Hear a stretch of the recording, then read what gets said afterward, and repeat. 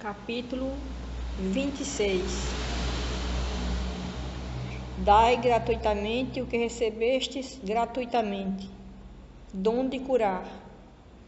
Restituí a saúde aos doentes, ressuscitai os mortos, curai os leprosos, expulsai os demônios. Dai gratuitamente o que gratuitamente recebestes.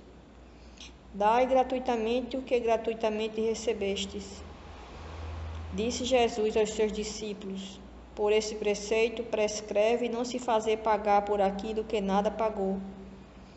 Ora, o que eles tinham recebido gratuitamente era a faculdade de curar os doentes e de expulsar os demônios, quer dizer, os maus espíritos. Esse dom lhes fora dado gratuitamente por Deus para o alívio daqueles que sofriam e para ajudar a propagação da fé, e lhes disse para ele não fazerem um tráfico, nenhum objeto de especulação, nenhum meio de vida. Preces pagas. Ele disse em seguida aos seus discípulos, na presença de todo o povo que o escutava: guardai-vos dos escribas que ostentam passeando com longas túnicas, que gostam de ser saudados nas praças públicas, de ocupar as primeiras cadeiras nas sinagogas e os primeiros lugares nas festas, que sob pretexto de longas preces devoram as casas das viúvas. Essas pessoas receberão por isso uma condenação mais rigorosa. Jesus disse também: não façais pagar as vossas preces, não façais como os escribas, que sob pretexto de longas preces devoram as casas das viúvas, quer dizer, abarcam as fortunas.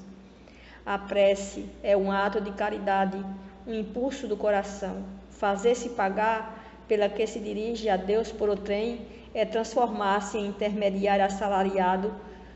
A prece, então, é uma fórmula cujo cumprimento se proporciona à soma que ela rende. Ora, de duas uma: Deus mede ou não mede suas graças pelo número das palavras?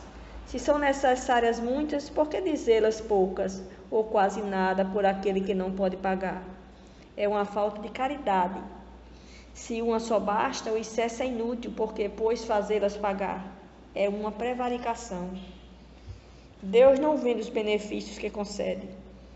Porque, pois, aquele que não é mesmo seu distribuidor, que não pode garantir a sua obtenção, faria pagar um pedido talvez sem resultado?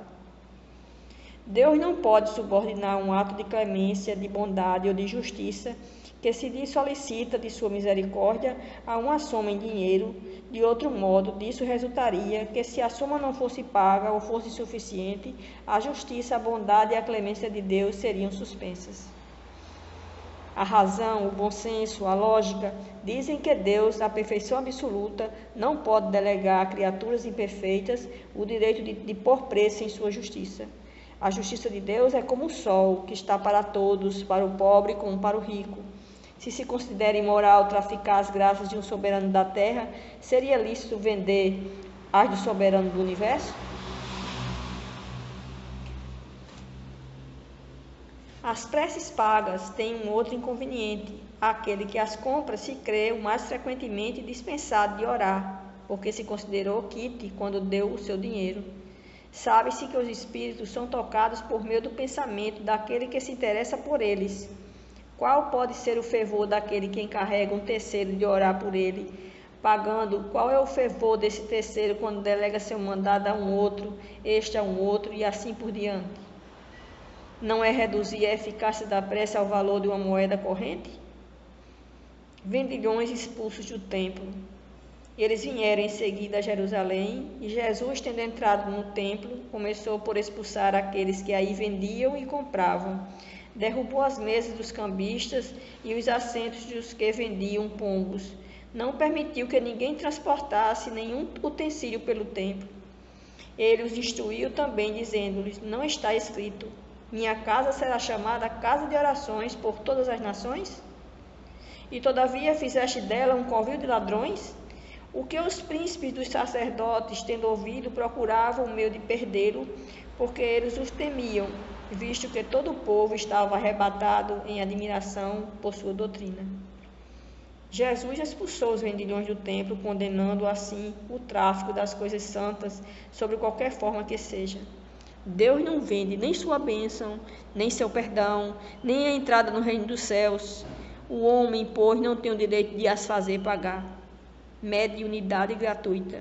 Os médiuns modernos, porque os apóstolos também tinham mediunidade, igualmente receberam de Deus um dom gratuito, o de serem os intérpretes dos espíritos para a instrução dos homens, para mostrar-lhes o caminho do bem e conduzi-los à fé, e não para vender-lhes palavras que não lhes pertencem, porque não são o produto de sua concepção, nem de suas pesquisas, nem de seu trabalho pessoal. Deus quer que a luz alcance a todos, não quer que o mais pobre dela seja deserdado e possa dizer: eu não tenho fé porque não pude pagá-la. Não tive a consolação de receber os encorajamentos e os testemunhos de afeição daqueles por quem choro, porque sou pobre. Eis porque a mediunidade não é um privilégio e se encontra por toda parte. Fazê-la pagar seria, pois, desviá-la da sua finalidade providencial. Todo aquele que conhece as condições nas quais os bons espíritos se comunicam, sua repulsa por tudo o que seja do interesse egoístico e que sabe quão pouca coisa é preciso para os afastar, não poderá jamais admitir que os espíritos superiores estejam à disposição de qualquer um que os chamasse a tanto possessão. O simples bom senso repele um tal pensamento. Não seria também uma profanação evocar a preço de prata os seres que respeitamos ou que nos são caros? Sem dúvida, pode-se assim ter manifestações, mas quem poderia garantir-lhes a sinceridade? Os espíritos levianos, mentirosos, espertos e toda a multidão de espíritos inferiores, muito pouco escrupulosos, estão sempre prontos para responder ao que se lhes pergunta, sem se importarem com a verdade. Aquele, pois, que quer comunicações sérias, deve primeiro pedi-las seriamente, depois se esclarecer sobre a natureza das ligações de um médium com os seres do mundo espiritual. Ora, a primeira condição para se conciliar a benevolência dos bons espíritos é a humildade, o devotamento, a abnegação, o mais absoluto desinteresse moral e material. Ao lado da questão moral se apresenta uma consideração efetiva, não menos importante, que se prende à própria natureza da faculdade. A mediunidade séria não pode ser e não será jamais uma profissão, não somente porque seria desacreditada moralmente e logo comparada aos ledores de sorte, mas porque um obstáculo material a isso se opõe. É uma faculdade essencialmente imóvel, fugidia e variável, com a permanência da qual ninguém pode contar.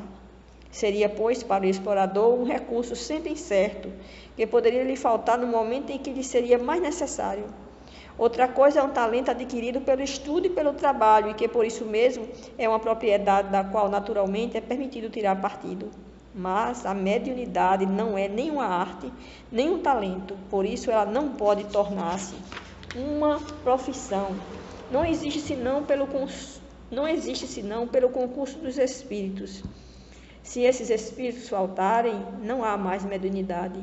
A aptidão pode subsistir, mas o exercício está anulado.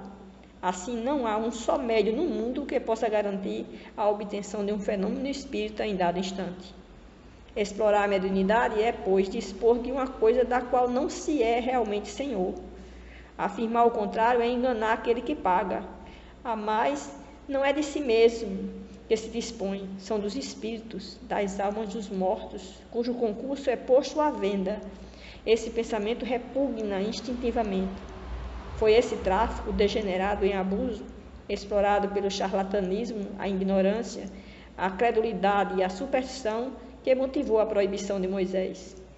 O espiritismo moderno, compreendendo o lado sério da coisa pelo descrédito que lançou sobre essa exploração, elevou a mediunidade à categoria de missão.